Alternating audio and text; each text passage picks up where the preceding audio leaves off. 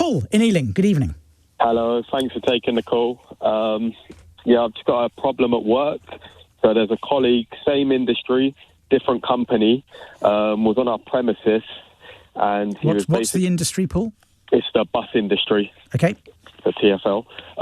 He was basically abusing me, calling me a stupid idiot, up to about 8 or 9 times in front of a number of my colleagues, and he was pretty much provoking me. Don't swear, but were those his words? Stupid idiot. Stupid idiot, yeah.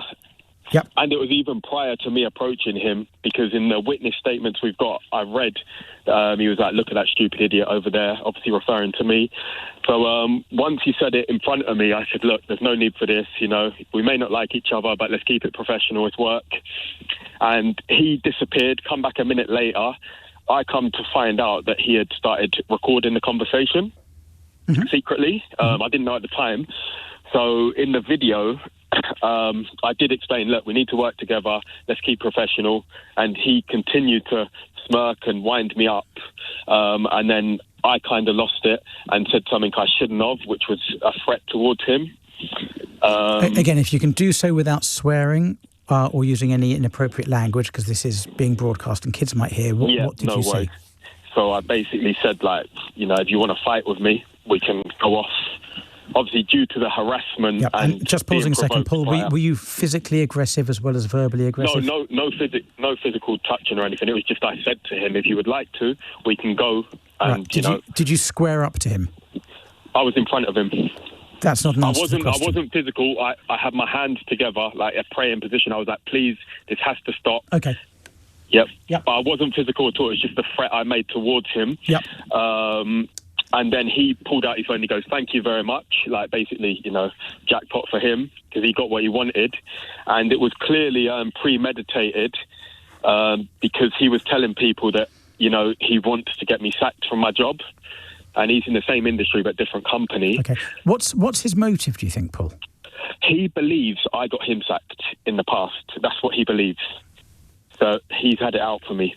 Understood. And he's told people that, because in another statement I read, he went up to someone and said, Paul deserves everything he gets, because he got me sacked a few years ago. Just between you and me, I know this isn't why you've called, but just between you and me, did you get him sacked?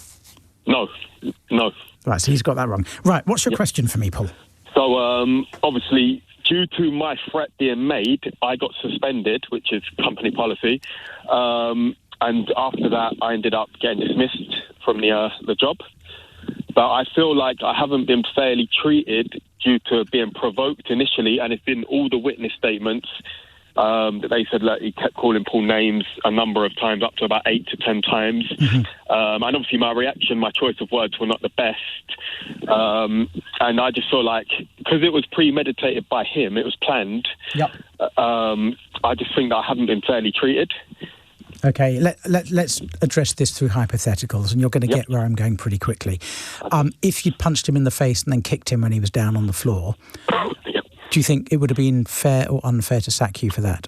Oh, 100% fair to sack me for that. So even if that had been triggered by his premeditated conduct, in some circumstances you accept it can be fair to dismiss? Yeah. So the question is, where is the line at which, or crossing over which, it becomes fair to dismiss you? Yeah, I just think because it was premeditated by him, that he had come with the motive to initially provoke me and call me names. Then he went off and come back filming without no one knowing, so he knew I was going to approach him. Yeah, all right.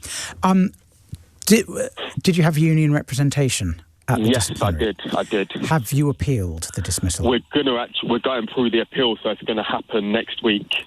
And has your I know what I think. I'll tell you what I think in a moment. But has your union given you advice as to whether? I don't want to know the answer to this, by the way, because your employer might be listening.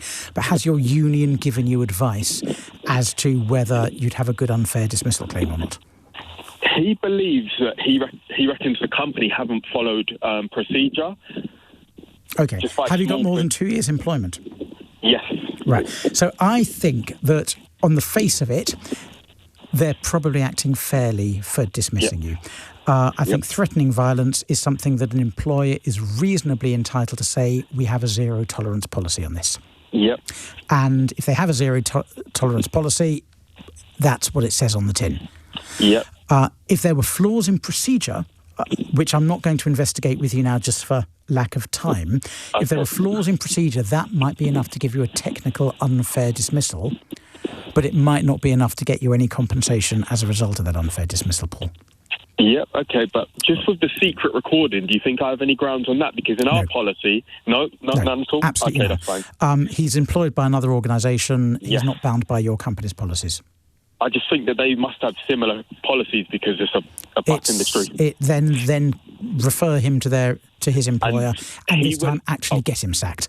Paul, thank you so much for the call. I do appreciate it. I'm sorry you've lost your job because it does sound harsh, but I think it probably will be a fair dismissal.